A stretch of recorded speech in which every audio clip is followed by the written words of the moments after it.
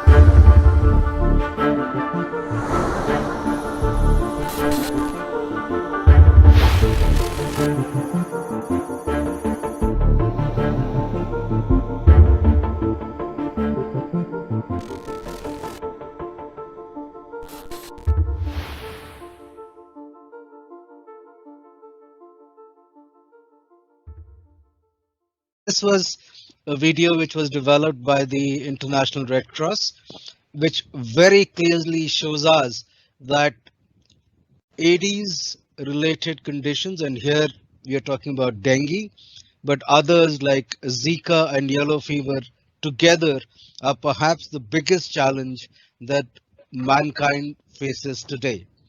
And we have to keep in mind, as we just saw in the video, a lot can be achieved by working together in getting the message across that we can conquer the challenge of dengue very effectively.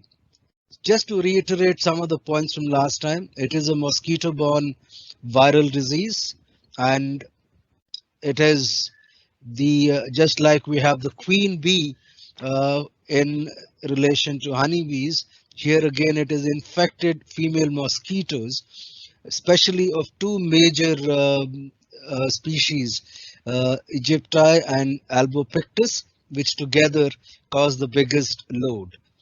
Uh, it's amongst the top 10 diseases which the WHO has prioritized over the next 5 years.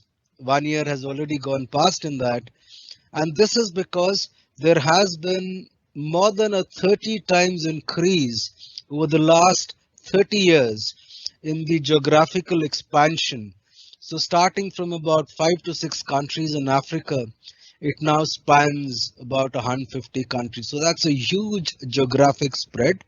And like we just saw, 390 million dengue infections a year, of which we come to know only about 96 million, because those are the people who have fever, who manifest other symptoms and signs of dengue. Unfortunately for us, India has nearly a third of the estimated clinical manifested dengue cases, so nearly 33 million cases. Next slide. And if you look at these 33 million cases in India, they are mostly in the western and southern parts of the country and parts of the west adjoining Delhi, Gurgaon, and the severely urbanized regions there, and then passing on to some areas of Rajasthan. But the biggest pockets, as you can see, is where most of us live. And this is because dengue is an urban centric disease. it thrives in man-made collections of water. So we are responsible, and the dengue virus says, okay, you got me into the act, now you pay for the price for it. And that is how the transmission occurs. And when you look at the state of Telangana, in just 2 years, we saw that there was a threefold increase. But we know very well that these number of cases are only from those who are admitted to the government facilities, like the infectious diseases hospital in Hyderabad. A lot of the people are undetected or unrecorded. But if you look at these three conditions here, dengue, chikungunya, and malaria, we see that dengue and chikungunya, both caused by the Aedes, are basically daytime warriors. And malaria, which is a nighttime warrior, which used to create a lot of hurdles for us in our quality of life in the past. In terms of number of cases, there are much lower.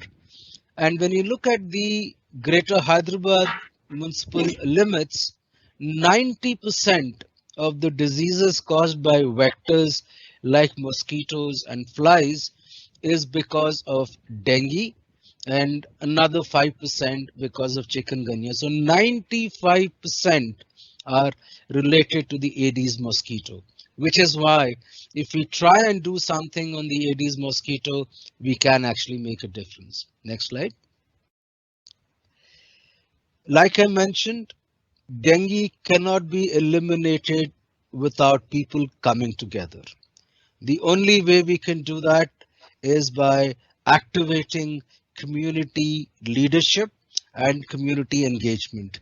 And the big advantage for us is that the Aedes mosquito, unlike the malaria anopheles mosquito, the Aedes mosquito doesn't travel too far. So in many ways, though it is a tiger, it is a lazy tiger. It's a laid back tiger.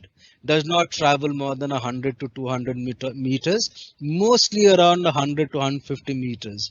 So most of the breeding is occurring around the house, within the household, or your immediate community neighborhood.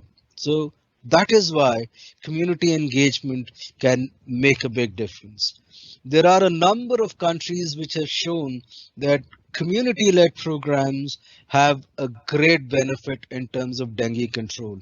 We have examples from many countries in Latin America, and our closest neighbor, Sri Lanka, in the northern Jaffna region after the civil war, they had a big outbreak of dengue, but it was basically by community-led interventions that they were able to control that.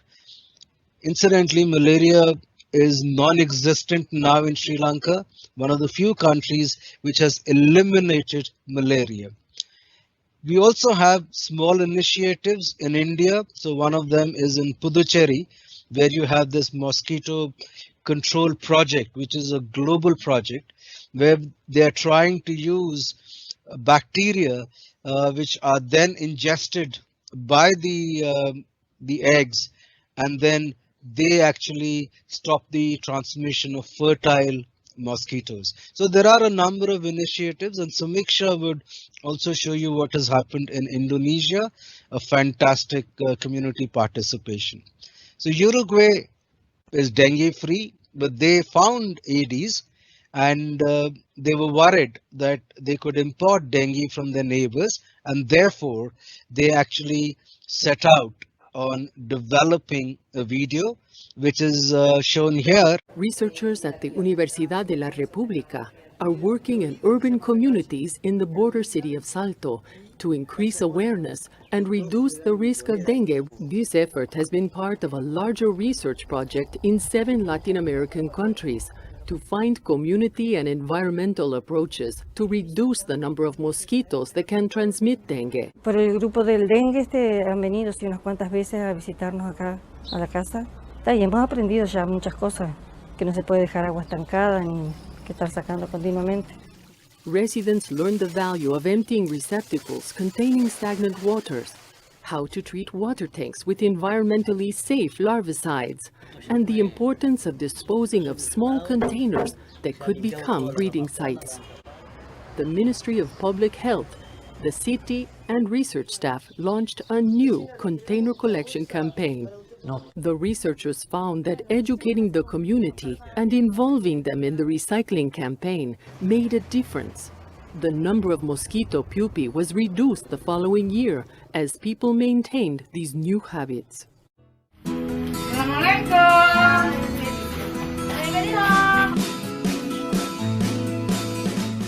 And one of the most significant contributions is the work of Jumantik, or larva inspection volunteers.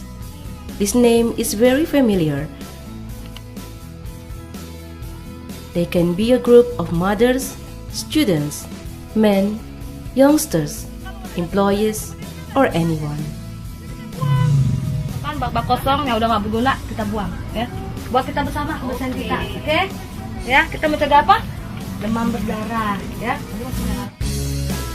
Their work mechanism varies from place to place, depending its local arrangement. Dijentik tuh. Although participation in some area still need to improve, in all cases, these volunteers have been the remarkable troops in the battlefield.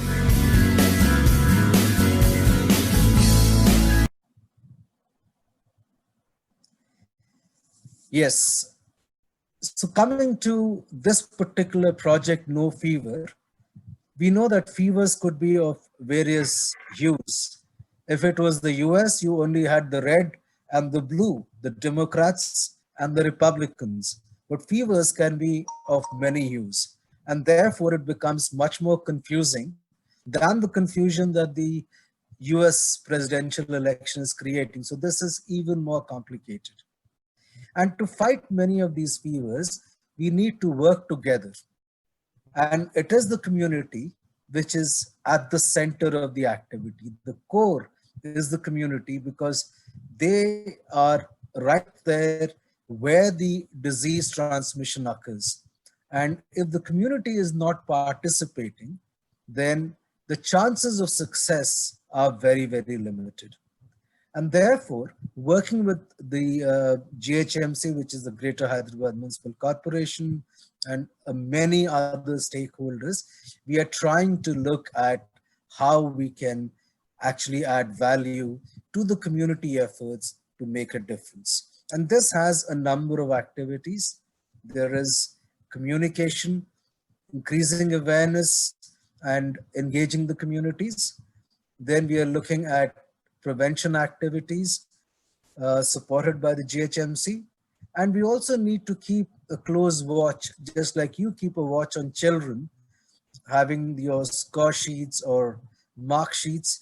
We also need to do that, where we look at score sheets of where the mosquito is breeding and the people who develop a fever, which is what is called surveillance.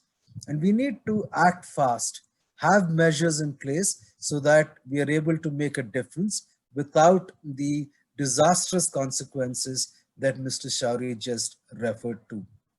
And this is a project which is a partnership project. Collaboration between a number of stakeholders is what is taking it forward. Next slide, Pooja. So we do a lot of work in relation to how we can control this particular vector. And this is a very dangerous, slimy vector. When I know some of you must have watched the IPL cricket, and one of the most difficult bowlers, which luckily Hyderabad has, is Rashid Khan. You don't know whether it's a googly or another ball. You don't know where the ball goes. So they have the adaptability of somebody who's facing that particular cricketer is very, very difficult. The same is the case when we look at the Aedes mosquito. And therefore, we need to look at how do we counter that spin. Vector control activities, whether it is the containers, how do we cover them properly, drainage of the water bodies which can actually breed, larvicidal fish which could be added to these containers, trapping the adult mosquitoes, which could be through sugar baits or mosquito traps. Then the containers, emptying the containers, clearing up the drains, and using mosquito repellents is all a part of the action which we need to take when we look at fighting dengue. We also need to keep our houses safe, whether it is with the meshes or closing the houses or having nets on the house. All of that is very, very critical. Next slide, Pooja. So we are looking at engaging the entire community, bringing everybody together. On the one hand, we're looking at the corporate sector who has volunteer time. We have the resident welfare associations. Many of you must be staying in these associations, and we are looking at supporting the residents. We are looking at the housekeeping and security agencies which are there so that they could play an effective role. People staying in non-gated communities or the builders, because we have a lot of water collections, student volunteers, where they have done a fantastic job earlier in terms of getting messages to their peers and the neighbors. Ultimately, the schools as a major area where we need to act, and I explained to you why that is important. In addition to those aspects which we directly do, we have the GHMC which supports us, and like Mr. Shourie explained, we need to look at improving the professional skills of general physicians so that they are able to diagnose and manage dengue and not be in a gray area when it comes to looking at whether it is dengue or COVID.